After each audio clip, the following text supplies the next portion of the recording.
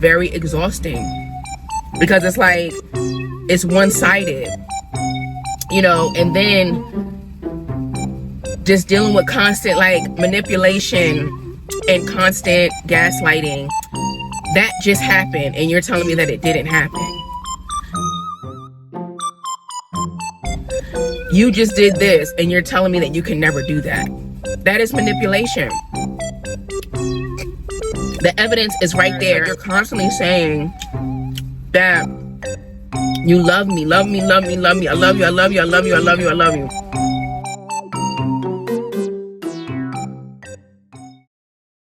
Hey everybody, let's get on into it. Y'all see the thumbnail?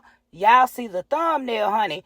Eat with Q has been missing. Y'all know she has been back in the country since last year. So I guess over 6 months now at this point. So yeah, we knew something was going on over there, but we just couldn't put our finger on it. And she said she didn't have to tell the people anything. So all of a sudden she decided to let everybody in her business while she was in the McDonald's drive-through, honey. So I've been covering Q for quite some time now. So y'all know she had been around the world and for this man. Mr. Fib Nation is what I call him. She went to Barbados, stayed over there. He couldn't make it into the country over there. She came back to the U.S., got the cats, spent a lot of money getting them shots and stuff. She went back to Nigeria. I'm telling you, she has just been around the world and literally. So you know what that means. That equates to spending a coin, honey. Everybody out here on these social media streets was trying to tell her, don't marry that man. Look out. Watch out.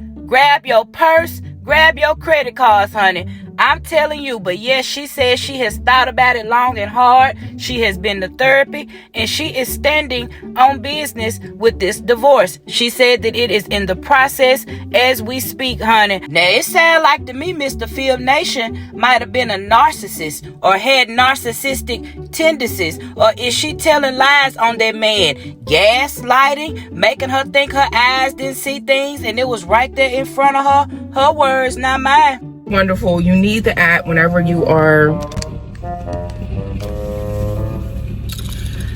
you need the app whenever you are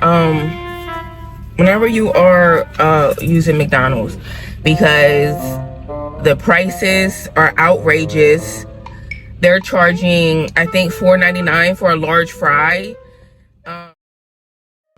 The app is a great deal. Don't get me wrong, the app is a great deal. You can get, you can get something if you're hungry or whatever, but I still feel like it's outrageous. Like, I feel like it's just really expensive for McDonald's. But their breakfast sandwiches are really good, and I got what I got. So yeah, babe, you guys, so from the title of the video, you guys can see that there has been a lot of changes that have been taking place in my life. There's a time and a place for everything, which you guys should know that. I'm not going to express anything or say anything prematurely, or if I don't know, or if I'm still working things out, or I'm still trying to iron out the kinks, I'm not going to bring anything to you that is not signed, sealed, and delivered, or there's just no clarity behind it. So the clarity behind it is that I am getting a divorce. I've already started the process, but I can earnestly say I am confident in my decision, because I know I did everything I know I did everything that I could to hold my end of the bargain up.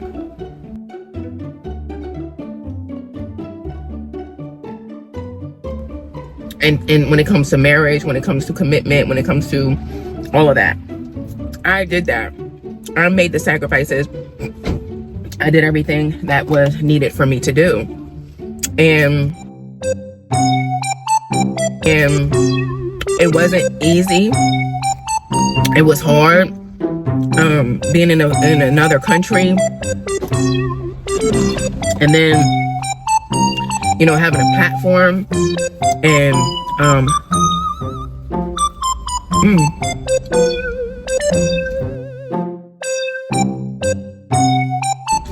sharing my life online and all kinds of stuff, You guys have been a part of my journey.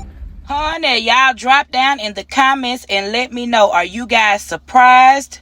Do you all think that Q had been holding on to this information since last year? Because let's remember, she got out here and lied to people. She made it seem like everything was everything, that she was going back over there. She was just over here to take care of some business. All of these different things she was out here telling people. One minute she had on the wedding ring, and then next thing you know, she was out here looking like a rich auntie without the wedding ring. We didn't ever hear her mention Fib Nation, Mr. Fib Nation. He didn't come on her channel.